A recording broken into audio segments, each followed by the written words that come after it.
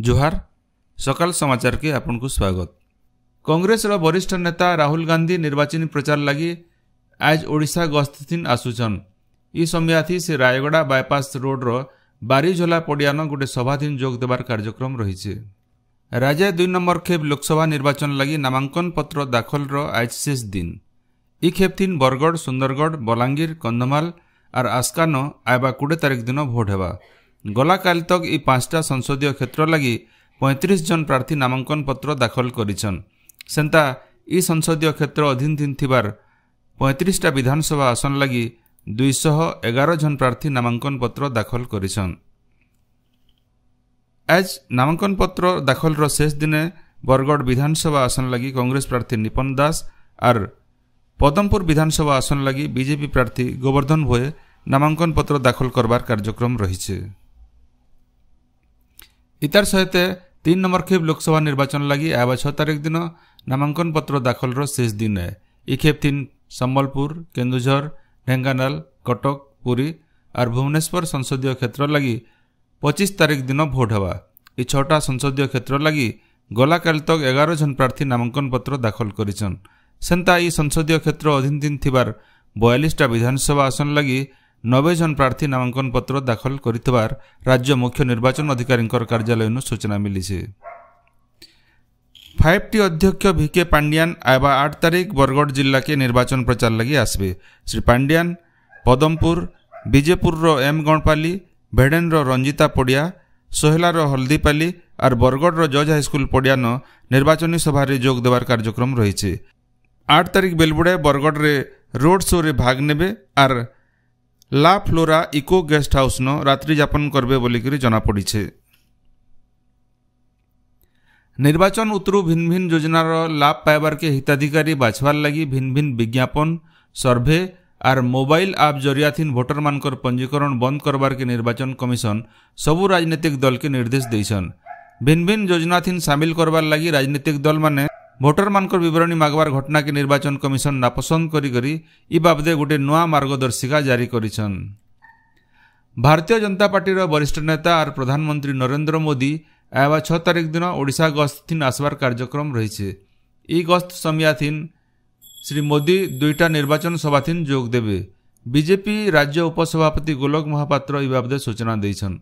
प्रधानमंत्री से दिन सकाल 10 बजे बरमपुर न गोटे साधारण सभाथीन जोग देवार उतारू नवरंगपुर ठाने विजय संकल्प समावेश थीन जोग देबे। निर्वाचन समयाधीन अंशुघात मुकाबिला लगी सेक्टर ऑफिसर मानकर संगे जने पारा मेडिकल कर्मचारी को रखबार के स्वास्थ्य सचिव शालिनी पंडित निर्देश देइछन। ई बाबदे से स्वास्थ्य निर्देशक को चिठी लिखिछन। सेक्टर ऑफिसर गाड़ी थीन दरकारी उषो मौजूद रखबार संगे फी ब्लॉक आउ क्लस्टर न मोबाइल हेल्थ यूनिट रहबा बोली चिठी थीन कहिछन। आज विश्व प्रेस स्वाधीनता दिवस। गणतंत्र राष्ट्र न संवादपत्र स्वाधीनता के बजाय रखबार लगी मिलित जातिसंघर यूनेस्को संस्था तरफु 1993 मसीहानु फी बछर ई दिवस पालन करा जाउछि।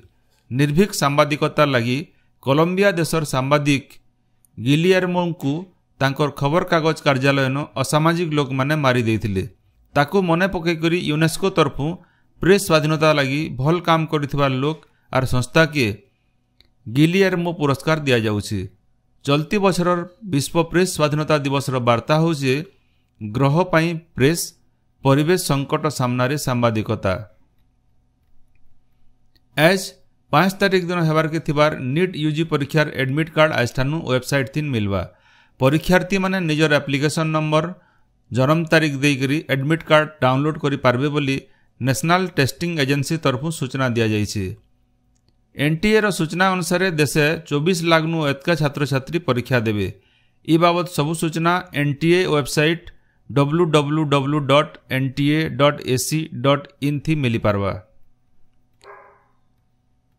राज्यर घरोई स्कूल मान के आर्थिक अनग्रसर श्रेणी पिला मान को माहलिया शिक्षा लगी 3 नंबर खेप ना लेखा मूल होइछि। आरटी पारदर्शी पोर्टाल थीन आयबा 8 तारीख तक पंजीकरण करा जाई पारबा। ब्लॉक शिक्षा अधिकारी 12 तारीख तक एप्लिकेशन जांच करबे। 13 तारीख दिन 3 नंबर खेप ऑनलाइन लॉटरी करा जिबा। बछा जाइथिबार छात्र छात्री माने आयबा 14 तारीख नु 31 तारीख भितरे सेमान को दिया जाइथिबार स्कूल मान के ना लिखाई पारबे। ସେନ୍ତା ପहला ଆଉ 2 नंबर खेप ना लेखा आवा 15 तारिख तक घुंचई दिया जाइछे। बरगढ़ खाउटी अदालत भटली छक न थिबार गोटे मॉल विशाल मेगामार्ट के 15,900 टंका अर्थ दंडादेश दैछन।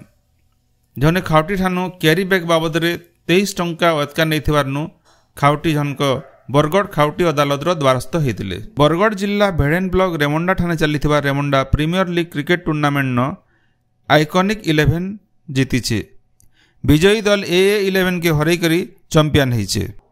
राज्य गला 2 हफ्ता है जबर ताती रही बेले आवा 6 तारिख नु जबर खरा आर ताती नु आश्वस्त मिलवा बोली पाणीपाग विशेषज्ञ माने अनुमान करिछन।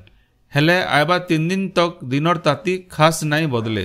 इतार उतरू 3 नु 4 डिग्री ताती कम्बा बोली आंचलिक पाणीपाग विज्ञान केन्द्र वैज्ञानिक उमाशंकर दास कहिछन। आजिर सकाल समाचार एतकी। जुहार।